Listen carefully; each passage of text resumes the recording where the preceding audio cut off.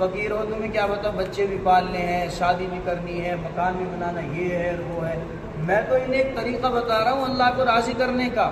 اور اللہ سے جو ہے کہ تعلق جوڑنے کا، اور یہ جو ہے کہ میرا ہی مذاق اڑا رہے ہیں۔ مجھے ان کی اس بے حسی نے اور ان کی اس بے بسی نے کہ یہ اللہ کے دربار میں جھکنے کو تیار نہیں، وہ معاف کرنے کے لیے تیار ہیں پر یہ اپنے آپ کو معاف کرانے کے لیے تیار ہی نہیں ہے، تو مجھے اس بات پر رونا آ رہا ہے۔ بہرحال اگلے دن اسی شخص کی ملاقات ہوئی اس بابا جی سے، وہ قبرستان کے اندر بیٹھ کے رو رہا ہے۔ ایک دن پہلے بڑے بازار میں رو رہا تھا اور آج وہ قبرستان میں بیٹھ کے رو رہا ہے۔ میں نے پھر پوچھا بابا جی اب کیا ہو گیا، اب کیا یہاں قبرستان میں کیوں رو رہے ہو؟ کہ بیٹا کل والی بات ہے، وہی کہانی ہے، میں نے ان سے کہا ان مردوں سے چلو تم اللہ کے سامنے توبہ کر لو، اللہ کے سامنے گناہوں کی معافی مانگ لو، وہ معاف کرنے کے لیے تیار ہے۔ اب یہ تیار ہو گئے ہیں لیکن آج وہ معاف کرنے کے لیے تیار نہیں آئی بات سمجھ۔ کل انسان معافی مانگنے کے لیے تیار نہیں تھا، اللہ معاف کرنے کے لیے تیار تھا، لیکن آج یہ جو مردے ہیں یہ معافی مانگنے کے لیے تیار ہیں مگر ان کا رب انہیں معاف کرنے کے لیے تیار نہیں، کیونکہ مہلت ختم ہو چکی ہے۔ وہ تو زندہ تھے، ان کے پاس مہلت تھی، ان کے پاس موقع تھا، وقت تھا، تو وہ معاف کرنے کے لیے تیار تھا۔ آج یہ قبروں کے اندر پہنچے ہوئے ہیں،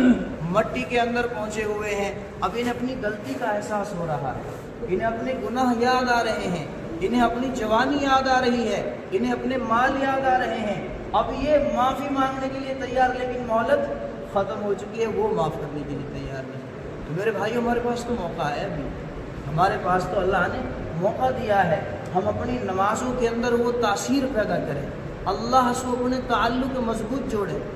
7ویں صدی کے اندر ایک تاتاری فتنہ برپا ہوا، تاتاری قوم کے نام سے، ایسی زبردست قوم، مسلمانوں کا صفایا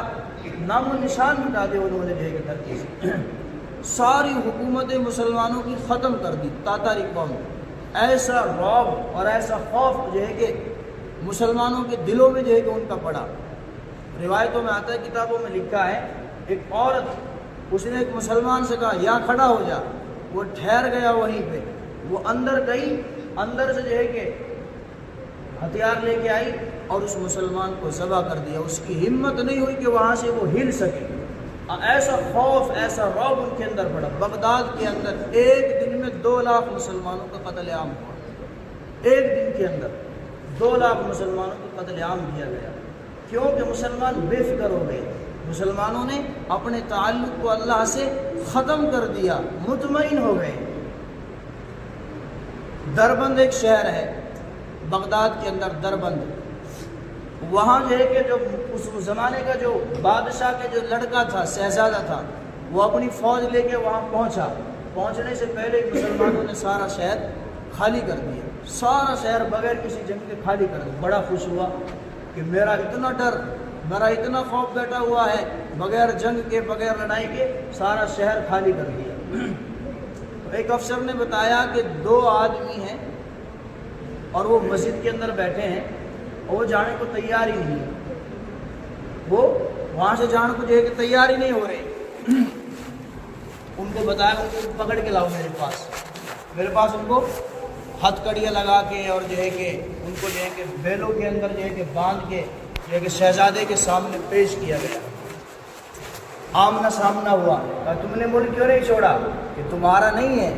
کس کا ہے؟ ہم تو اللہ کے گھر میں تھے، اپنے مالک اپنے خالق کے، ہم اپنے اللہ کی جو عبادت کر رہے ہیں، اللہ کے گھر میں۔ ان میں ایک احمد نام کا، احمد دربندی، بہت بڑے اللہ والے گزرے، احمد دربندی کے نام سے، ایک اس کا خادم تھا اور ایک وہ اللہ والے، بہت بڑے عالم دین بھی تھے، اللہ نے علم دیا تھا۔ احمد دربندی، اس نے کہا کہ ان کو جو ہے کہ میرے پاس لے کے آؤ۔ ان کے پاس گئے اور کیا کہا کہ تم کون ہوتے ہو ہمیں یہاں سے بھگانے والے؟ یہ اللہ کا ملک ہے اور یہ اللہ کا گھر ہے۔ لفظ اللہ جب اس احمد دربندی کے زبان سے نکلا تو ان کے اندر جو ہتھ کڑیاں لگی ہوئی تھی، بیڑیاں لگی ہوئی تھی، وہ چور چور ہو کے جو ہے کہ ٹوٹ کے ادھر ادھر ساری گر گئی اور وہ ایک دم صحت میں ایک دم ڈر گیا، پیچھے ہو گیا۔ اس نے کہا یہ کوئی عام انسان نہیں ہے، یہ کوئی پہنچی ہوئی ہستی نے، واپس کر کے آؤ جہاں سے لے کے آؤ، ان کو مسجد میں چھوڑ کے آؤ۔ مسجد میں ان کو لے کے چھوڑ دیا گیا، ان سے کچھ نہیں کہا۔ رات کی تنہائی میں، رات کی تاریکی میں وہ بادشاہ کروٹیں بدل رہا ہے، اور وہ جو ہے کہ مسجد میں اس بزرگ کے پاس گیا اور ان سے جا کے جو ہے کہ انہوں نے بات چیت کری۔ اللہ نے اس کے دل میں اسلام کی محبت ڈال دی، وہ ایمان میں داخل ہو گیا، اسلام کے اندر داخل ہو گیا۔ اور اس اللہ والے نے کہا، اس اللہ والے نے اسے پیشن گوئی دی، میں دیکھ رہا ہوں ایک دور آنے والا ہے کہ اللہ تیرے سر پر جو ہے کہ تاج، تو بادشاہ کا جو ہے کہ تاج تیرا جو ہے کہ تجھے تاج تخت و تاج تجھے جو ہے کہ ملے گا۔ اس نے کہا اگر ایسا ہو گیا تو میں اپنے ایمان کا اظہار کر دوں گا، میں اپنے ایمان کو ظاہر کر دوں گا۔ اس اللہ والے نے کہا کہ تمہیں ایسا ہی کرنا ہے، اپنے ایمان کو چھپائے رکھو، ابھی کہیں ایسا نہ ہو تمہیں قتل کر دیا جاوے، اپنے ایمان کو چھپائے رکھو، جب تمہاری طاقت آئے اور تمہیں تخت اور تاج ملے پھر اپنے ایمان کا اظہار کرنا۔ 30 سال کے بعد جو ہے کہ اسے جو ہے کہ حکومت ملی، 30 سال کے بعد جا کے وہ بادشاہ بنا اور اس نے اپنے ایمان کا اظہار کیا، پھر اس کے ذریعے سے اللہ پاک نے دوبارہ جو ہے کہ مسلمانوں کے اندر جو ہے کہ حکومت اور سلطنت کا جو ہے کہ تو بھائیو ایک اللہ والے کی جو ہے کہ تعلق سے، اللہ سے تعلق مضبوط تھا، اللہ سے تعلق جڑا ہوا تھا، اللہ رب العزت نے جو ہے کہ کھوئی ہوئی سلطنت کو واپس لوٹا دیا۔ ہمیں ضرورت ہے آج اللہ سے اپنے تعلق جوڑنے کی، ہمارا اللہ سے تعلق بالکل ٹوٹا ہوا ہے، اور اس کا ذریعہ نماز، ہم اپنے نمازوں کے اندر خضوع پیدا کریں، نمازوں کی چیزوں کو سیکھیں اور نمازوں کو سیکھ کر ہم پڑھیں۔ آپ کے سامنے پچھلے جمعہ الحمدللہ رب العالمین اس آیت کا جو ہے کہ ترجمہ اور اس کی تفسیر آپ کے سامنے آئی۔ تمام تعریفیں اس اللہ کے لیے ہیں جو تمام جہانوں کا رب ہے، تمام جہانوں کا پالنے والا ہے۔ چھوٹی چھوٹی سی چیز اگر ہمارے ذہنوں میں ہوگی تو نماز کے اندر بڑی مدد کرتی ہے میرے دوست۔ اللہ اکبر، اللہ سب سے بڑا ہے۔ جب میں یہ نیت باندھوں اللہ اکبر کہہ کے، میرے ذہن میں، میرے تصور میں یہ ہو میں کس کے سامنے کھڑا ہوں؟ اللہ کے سامنے کھڑا ہوں جو سب سے بڑا ہے اور سب سے طاقتور ہے، اور اس کی حکومت ساری چیزوں پہ، وَهُوَ عَلَى كُلِّ شَيْءٍ قَدِيرٌ، إِنَّ اللَّهَ عَلَى كُلِّ شَيْءٍ قَدِيرٌ۔ ہر چیز پر اللہ کی قدرت، ہر چیز پر اللہ کی حکومت، ہر چیز پر اللہ کی جو ہے کہ مرضی۔ تو نماز کے اندر یہ میرے دوست تصور ہو، الرحمن الرحیم، میرا اللہ نہایت رحم کرنے والا، بڑا رحیم ہے۔ کتنا بڑا رحیم ہے، کتنا بڑا کریم ہے، وہ ہر وقت میرے بھائیوں معاف کرنے کے لیے تیار ہے، بشرطے کوئی آئے تو صحیح اس کے پاس معافی مانگنے کے لیے، کوئی آئے تو صحیح اس سے جو ہے کہ اپنی فریاد رکھے تو صحیح۔ اللہ روزانہ آخری پہر میں فرشتے سے ندا لگواتا ہے، ہاں بھئی ہے کوئی مانگنے والا، ہے کوئی اپنی ضرورتوں کو پورا کرنے والا، ہے کوئی اپنے گناہوں کی معافی مانگنے والا۔ اللہ کی طرف سے روزانہ ندا لگ رہی ہے، منادی آواز لگا رہا ہے۔ ہم سوئے ہوئے ہوتے ہیں، غفلت کی جو ہے کہ چادر اوڑھ کر غفلت کے بستر پر جو ہے کہ سو جاتے ہیں، ہمیں احساس بھی نہیں ہماری کتنی فجر کی نمازیں ضائع ہو جاتی ہیں، کتنی ہماری ظہر کی نماز ضائع ہو گئی، کتنے ہم نے عصر کے سجدوں کا جو ہے کہ انکار کر دیا۔ میرے دوست احساس کریں اپنے اندر، نماز چھوڑنے کو آج گناہ ہی نہیں سمجھ رہے، احساس ہی ختم ہو چکا ہے، نماز کا احساس ختم ہو چکا ہے۔ امام فخر الدین رازی رحمۃ اللہ علیہ بہت بڑے تفسیر کے امام گزرے، انہوں نے اپنی تفسیر میں لکھا ہے، ایک عورت اللہ کے نبی کا پتہ پوچھ رہی مدینے کے بازار میں، مدینے کی گلیوں میں، اور رو رہی ہے، چیخ رہی ہے، اور جو ہے کہ ماری پھر ادھر ادھر کہ مجھے اللہ کے نبی کے دربار میں پہنچا دو، مجھے اللہ کے نبی کی خدمت میں پہنچا دو۔ لوگوں نے اسے اللہ کے نبی کی خدمت میں پہنچایا، اور پہنچانے کے بعد وہ روئی جا رہی ہے، پریشان ہے۔ اللہ کے نبی نے فرمایا کیا ہوا، کیا پریشانی ہے؟ کہ اللہ کے نبی میرا شوہر سفر میں گیا ہوا تھا، میں پیچھے سے ایک گناہ کا ارتکاب کر لیا، ایک گناہ مجھ سے ہو گیا، کیا میری معافی ہو سکتی ہے؟ کیا گناہ کیا؟ میں زنا کر بیٹھی ہوں، اور اس زنا سے جو ہے کہ ایک بچہ پیدا ہوا، میں نے کیا کیا؟ اس بچے کو قتل کر دیا، اور قتل کرنے کے بعد میں نے اسے بچنے کے لیے جو ہے کہ رسوائی سے بچنے کے لیے اور بدنام ہونے سے بچنے کے لیے ایک جو ہے کہ میں نے اس کو ایک برتن میں ڈال دیا، اس بچے کو، اس میں سرکہ، اس زمانے میں ایک سرکہ نام کا سالن ہوتا تھا، وہ جو ہے کہ کھایا جاتا تھا، بیکا جاتا تھا، بڑا ڈرام تھا، اس میں نے اس بچے کو ڈال دیا سرکے کے اندر، اور میں اس میں سے سرکہ بیچتی بھی رہی، لوگوں کو کھلاتی رہی۔ اللہ کے نبی نے فرمایا تیرے زنا کی سزا تو یہ تجھے سنسار کیا جائے، یہ اسلامی حد ہے۔ جو کوئی شادی شدہ زنا کرے اسے جو ہے کہ زندہ اسے جو ہے کہ زمین میں ڈال کر اس کے اوپر پتھر برسا کر اسے ہلاک کر دیا جائے کہ یہ تیرے زنا کی سزا ہے، اور تو نے اس بچے کو قتل کیا، قتل کی سزا قتل ہے، اس کے بدلے میں تجھے قتل کیا جائے۔ اور تیسرا گناہ تو نے بہت بڑا گناہ کبیرہ کیا کہ لوگوں کو تو اس سرکے سے جو ہے کہ کھلاتی رہی پلاتی رہی، اس نے بچے کو مار کے ڈال دیا، اس کی پکڑ تو آخرت میں ہوگی، اس کا جو ہے کہ فیصلہ آخرت میں ہوگا۔ وہ عورت کو جب اللہ کے نبی نے یہ فرمایا، یہ بتایا، تو اللہ کے نبی نے یہ فرمایا میں تو یہ سمجھ رہا تھا، اس بات کو بتانے کے لیے واقعہ سنایا۔ اللہ کے نبی زبان سے فرمایا میں تو یہ سمجھ رہا تھا کہ جو تو گھبرائی ہوئی، اتنی پریشان، روئی جا رہی تھی، میں تو یہ سمجھ رہا تھا کہ تمہاری عصر کی نماز قضا ہو گئی ہے، عصر کی نماز قضا ہونے کی وجہ سے تم اتنی پریشان ہو، میں تو یہ سمجھ رہا تھا۔ یعنی اتنے بڑے بڑے گناہوں کے مقابلے میں اللہ کے نبی یہ فرما رہے ہیں کہ نماز کا چھوڑنا ان سے بھی زیادہ بڑا گناہ ہے۔ وہ بھی بڑے گناہ ہیں، کم نہیں ہیں، وہ بھی بہت بڑے گناہ ہیں، لیکن میرے بھائیوں نماز کا چھوڑنا ان سے بھی بڑا گناہ ہے، کیونکہ نماز اور اسلام، کفر اور اسلام کے بیچ میں جو چیز فرق ہے وہ نماز کا فرق ہے۔ ایک دیوار ہے نماز، ادھر کفر ہے ادھر اسلام ہے، یہ ایک حد ہے، ایک سرحد ہے۔ آپ اندازہ لگائیے کہ ہم کہاں جا رہے ہیں میرے دوستو، اتنی نمازیں ہم چھوڑ بیٹھے ہیں، مسجدیں ویران ہو چکی ہیں، آج ہے کہ کسی کو کوئی احساس نہیں، کوئی فکر نہیں، نہ مرد کو نہ عورت کو، کہ میری نماز قضا ہو رہی ہے، میری نماز چلی گئی، میری نماز چھوٹ گئی، کتنی نمازیں ہم نے ضائع کر دی۔ اذان ہو رہی ہے، بار بار اللہ کا منادی بلا رہا، یہاں تھوڑا سا احساس ہوتا ہے، یہاں تھوڑا احساس ہوتا ہے، باہر نکلتے سب ختم، کیا ہوا کیا نہیں ہوا، کہاں ظہر گئی کہاں عصر گئی، ابھی جمعہ میں بھری ہے، عصر خالی بالکل، مغرب میں اور کم، آتے آتے بالکل سفر ہو جاتے ہیں۔ میرے بھائی احساس کریں میرے دوستو، کیا ہمیں اللہ کے دربار میں نہیں جانا ہے؟ کیا اللہ کے سامنے نہیں کھڑا ہونا ہے؟ کیا ہوا میرے دوستو ہمارے لیے حجت نہیں بنیں گے صحابہ کرام کی وہ جماعت تھے جو میدان کربلا میں بھی نماز کو جو ہے کہ پیش کر رہے ہیں؟ ایک طرف نماز ہو رہی ہے، ایک طرف جنگ لڑی جا رہی ہے، لیکن نماز وہاں بھی نہیں چھوڑی، اور شیطان نے ایسی ایسی پٹی پڑھا رکھی ہیں۔ ایک نو کہہ رہا مول صاحب نو بتان نو کہ یہ جو پولیس والے کھڑے رہے ہیں یہ بھری گاڑی میں چیک کریں، خالی میں چیک کریں، بھری نہیں چیک کریں، جب کہہ رہا دیکھ ہم تو ہیں خالی ان پڑھے، ہم تو کم ہو بھرے پڑھے لکھے، تہاری چیک ہوئے گی ہوں ہمن سے تنو کہتے جانتے تہاری پکڑ ہوئے گی ہوں تو کمیوں بھرے اور پڑھے لکھے تو تہاری پکڑ ہوئے گی، ہمن جان دو کہاں جاؤ گے؟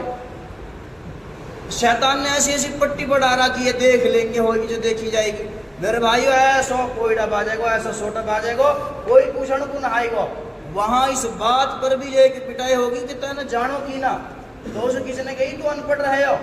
تو اسے کسی نے کہی کہ تجھے پتہ ہی نہیں تھا، اگر کائن میں کہہ دین اللہ مو تو پتہ ہی نہیں، یا ڈبل مارو یا میں دنیا کی ہر چیز کی پتہ ہی، جا کے بارے میں نہ پتہ ہی، رات اٹھ کے بھی پوچھے گا یوں کیسے ہے یوں کیسے ہے، ہر چیز کے بارے میں پوچھتے ہیں، لیکن دین کی جب بات آ جاوے ہے، قرآن حدیث کی جب بات آ جاوے ہم نے نہ پتہ۔ میرے دوستو یہ جہالت ہے، اور یہ جہالت اللہ کے یہاں شریعت میں معتبر نہیں ہے، جاننا پڑے گا میرے دوستو، جاننا پڑے گا۔ اس لیے نماز کے مسائل سیکھیں، ہم نماز کی جو ہے کہ جو ضروری چیزیں ان کو سیکھیں۔ ایک ساتھی نے سوال کیا اور بعض مرتبہ ہو بھی جاتا ہے، یہ کئی مرتبہ ایسا ہوتا ہے کہ ایک ہی صورت میں دو رکعت میں ساتھی پڑھ جانا ہے، کئی بار ہو جاتا ہے، یعنی ایک ہی صورت ہے 2 رکعت میں پڑھنی، ایک ہی صورت 2 رکعت میں پڑھنی۔ مثال کے طور پر فجر کی نماز، فرض نماز پڑھ رہے ہیں ہم، بھائی فرض میں 2 رکعت جو ہے کہ بھری پڑھی جاتی ہیں اور 2 خالی پڑھی جاؤں میں فرضن میں۔ فرضن کی جو رکعت ہے چاہے وہ 3 فرض ہیں، 2 فرض ہیں یا 4 فرض ہیں، شروع کی 2 رکعت بھری پڑھی جاؤں میں، یعنی الحمد کے ساتھ سورت پڑھی جاوے ہوا میں، اور آخر کی 2 رکعت خالی پڑھی جاوے ہیں۔ کئی مرتبہ ایسا ہو جاوے ہے کہ ایک ہی سورت 2 رکعتن میں پڑھ دی، اب وہ ساتھی کشمکش میں یار نماز ہوئی کہ نہ ہوئی، بہت سے سارے ساتھی کہا کریں وہ دوبارہ سے نماز اپنی لوٹا لیں، یا بہت سے ساتھی سجدہ سہو کر لے رہے ہیں۔ نہیں، اگر آپ نے ایک ہی صورت 2 رکعتن میں پڑھی پھر بھی آپ کی نماز آپ ہے، سجدہ سہو کرنے کی بھی ضرورت نہ ہے اور دوبارہ سے نماز لوٹانے کی ضرورت نہیں ہے۔ جان بوجھ کے کرنا پھر یہ گناہ ہے، نماز پھر بھی ہو جائے گی لیکن جان بوجھ کے ایسا نہ کرنی چاہیے۔ اور جان بوجھ کے کوئی بھی نہ کرے، کبھی جو ہے کہ نا غلطی سی ہو جاوے ایسے اگر کئی ساتھی نے ایک ہی صورت 2 رکعتن میں پڑھ لی، نماز واقعی جو ہے کہ ہو جائے گی۔ کئی مرتبہ ایسا ہو جاوے ہے 4 رکعت والی نماز پڑھ رہے ہیں ہم، 4 رکعت یا 3 رکعت والی نماز پڑھ رہے ہیں۔ اب جو نماز ہے 4 رکعت اور 3 رکعت والی، وہاں میں 2 رکعت کے بعد قاعدہ کرنا واجب ہے۔ قاعدہ کہ بیٹھنے سے اتحیات پڑھنے سے 3 اور 4 رکعت والی نماز میں 2 رکعت کے بعد بیٹھنا کہا ہے بھائی واجب ہے، اس میں ہم اتحیات پڑھتے ہیں۔ اتحیات پڑھنے کے بعد عبدہ و رسولہ تک اب کیا کریں گے؟ کھڑے ہوں گے۔ اگر ہم 3 رکعت والی پڑھ رہے ہیں نماز پھر بھی کھڑے ہوں گے، 4 رکعت والی نماز پڑھ رہے ہیں پھر بھی کھڑے ہوں گے۔ بعض مرتبہ ایسا ہوا ہے کہ وہ اتحیات پوری پڑھنے کے بعد درود شریف بھی شروع کر دے رہے ہو جاوے، انسان سے غلطی ہو جاوے اور وہ نے درود شریف بھی شروع کر دی، اور پڑھتا پڑھتا واقعی یاد آئی ہے تیری تو بھی 2 ہی رکعت ہوئی ہے تو اور پڑھنی ہے، پھر جٹی کھڑا ہو جاوے وہ اب جا مسئلے کی پتہ ہے وہ تو آخر میں سجدہ سہو کر لے گا، جا پتہ ہی نہ ہے وہ سجدہ سہو ہی نہ کرے۔ جبکہ میرے دوستو اگر ہم 3 یا 4 رکعت والی نماز پڑھ رہے ہیں اور اس میں ہم نے جب اب 2 رکعت کے بعد ہم بیٹھے ہیں، اتحیات پڑھنے کے بعد کھڑا ہونا ہے۔ اگر ہم نے اتحیات سے آگے پڑھنا شروع کر دیا اللہم صلی علی محمد، اگر ہم محمد تک پہنچ گئے تو اب ہمارے اوپر سجدہ سہو واجب ہو گیا۔ اب آخر میں ہم کیا کریں گے؟ سجدہ سہو کریں گے آخر میں۔ اگر 1 رکعت باقی 1 رکعت پوری کر کے، 2 رکعت باقی ہیں تو 2 رکعتیں پوری کر کے۔ اور سجدہ سہو کا طریقہ یہ ہے اتحیات پڑھنے کے بعد ایک طرف کو سلام پھیریں گے، گردن گھمائیں گے السلام علیکم ورحمۃ اللہ، اور پھر اللہ اوپر کہہ کے 2 سجدے کریں گے، جیسے عام رکعت میں سجدے کرے ہیں 2 سجدے کرنے کے بعد پھر سے بیٹھ جائیں گے۔ ایک طریقہ تو یہ ہے کہ دوبارہ سے اتحیات پڑھیں، دوسرا طریقہ یہ بھی ہے اگر درود شریف سے شروع کریں پھر بھی جائز ہے، لیکن بہتر یہی ہے کہ دوبارہ سے اتحیات پڑھے پھر درود شریف پڑھے، دعائے معصورہ پڑھنے کے بعد پھر سلام پھر دے، آپ کی نماز ہو جائے گی۔ کئی مرتبہ ہو جاوے ایسے، بعض مرتبہ ایسا بھی ہوتا ہے کہ اگر ہم 3 اور 4 رکعت والی نماز پڑھ رہے ہیں، 3 اور 4 رکعت والی نماز پڑھ رہے ہیں، 2 رکعت پہ بیٹھنے کے بجائے کھڑو ہو گئے، بعض مرتبہ ہو جاوے ہے تم بیٹھو ہی نہ، کہا ہو گئی کھڑو ہو گو، کھڑو ہو جاؤ، کئی مرتبہ نہ بیٹھو جاؤ ساتھی پہ نہ رہے یار، مسئلہ تو مسئلہ ہے، ذہن میں رکھیں۔ اگر کسی کے ساتھ یہ صورت پیش آ جاوے کہ 2 رکعت پہ جب آپ بیٹھنا ہے سجدہ کرنے کے بعد اللہ اوپر کہہ کے سیدھو کہا ہو کھڑو ہو، کھڑا ہونے کے بعد والا جو ہے کہ الحمد شریف بھی شروع کر دی، واقع پھر یاد آئی ہے تو جو ہے کہ بیٹھنا 2 رکعت میں، اب وہ آپس نہ آوے، واسطی کہا کر رہے ہیں کہ کھڑے ہو جاویں پھر دوبارہ سے بیٹھ جاویں، یہ طریقہ غلط ہے۔ اب کھڑے ہو گئے تو کھڑے ہو جان دے وے، پھر بھی سجدہ سہو پہ واجب ہوگا، وہاں کا طریقہ بھی یہی ہے کہ آخر میں کیا کرے گا یہ سجدہ سہو کر لے، وہی طریقہ سجدہ سہو کا ہے اگر کسی کے ساتھ یہ صورت پیش آ جائے۔ بعض مرتبہ ایسا ہوا ہے ہم امام کے پیچھے نماز پڑھ رہے ہیں اور یا میں جو ہے کہ اکثر ساتھی ان کی غلطی ہو گئے، امام کے پیچھے نماز پڑھ رہے ہیں اور ساتھی آگے ملو جب کہ 1 آدھ رکعت یا کی نکل گئی، 1 نکل گئی یا 1 سے زیادہ یا کی رکعت نکل گئی، آخری رکعت میں جب امام سلام پھیرے ہے تو یوں بھی ساتھ میں امام کے سلام پھیر دے رہے اور یا کی نکلی پڑی رکعت، یعنی ایک طرف کو سلام پھیر دیو، یا کہ یاد آئی کہ تیری تو رکعت نکلی پڑی تو کھڑا ہونا، اجٹی کھڑا ہو جاوے اور پھر آخر میں سجدہ سہو بھی نہ کر رہا ہو۔ دو طریقے ہیں، اگر ہم نے بالکل امام کے جسٹ ساتھ میں سلام پھیرو ہے، یعنی جا ٹائم امام نے السلام علیکم شروع کرو، اگر وا ٹائم ایسے ساتھی نے سلام پھیرو ہے جا کی رکعت نکلی پڑی ہو، جا کی یہ اس کے حکم ہے، جا کی رکعت نکلی پڑی 1 آدھ، اگر وا نے ایک جا کی رکعت نہ نکلو تو پھیرے کو سلام دونوں طرف کو، جا کی رکعت نکلی پڑی ہے اگر وا نے امام کے ساتھ ساتھ سلام پھیرو ہے، امام کے ساتھ ساتھ، پھر تو یہاں پہ سجدہ سہو واجب نہ ہے، اور عام طور سے ایسا ہوا نہ ہے، ایک طرف سلام جب امام پھیر دے ہوئے ہے تو وہاں کے بعد جو ہے کہ مقتدی سلام پھیرے، اور طریقہ بھی یہی ہے کہ جب امام نے ایک طرف سلام پھیر دیا السلام علیکم ورحمۃ اللہ، اب جو ہے کہ مقتدی سلام پھیریں گے۔ اگر اس طرح کسی ایسے ساتھی نے سلام پھیرو ہے جا کی رکعت نکلی پڑی ہی، پھر وہ یاد آئی اور کھڑو ہوگا، اب یوں سجدہ سہو کرے گا، آپ یہ کیا کرے گا بھائی، یہ سجدہ سہو کرے گا آخر میں اپنی رکعت نے پوری کرنے کے بعد. جب یہ کہ آخری رکعت ہوئے گی التحیات ہے پڑھنے کے بعد دونوں ایک دھاگو سلام پھیر کے سجدہ سہو کرے گا. یہ طریقہ ہے. تو نماز کے بہت سارے بھائی مسائل ہیں, بہت ساری ضروری باتیں ہیں, بہت سارے نماز کے جو ایک ارکان ہیں, ہم ان کو سیکھیں اور ان کو پوچھیں. نماز کے 14 واجبات 14 ہے. اگر ہم ایک دن میں ایک بھی سیکھ لیں 14 دن میں سیکھ گئے. 13 فرض ایک مہینہ میں آدمی سیکھنا چاہے تو بہت کچھ سیکھ سکتا ہے, سیکھنا چاہے تو. اگر بھائی چسکا ہی نہ ہے, سیکھنے کی فکر ہی نہ ہے, ہم نے جو ہے کہ یہ سمجھ رکھا ہے کہ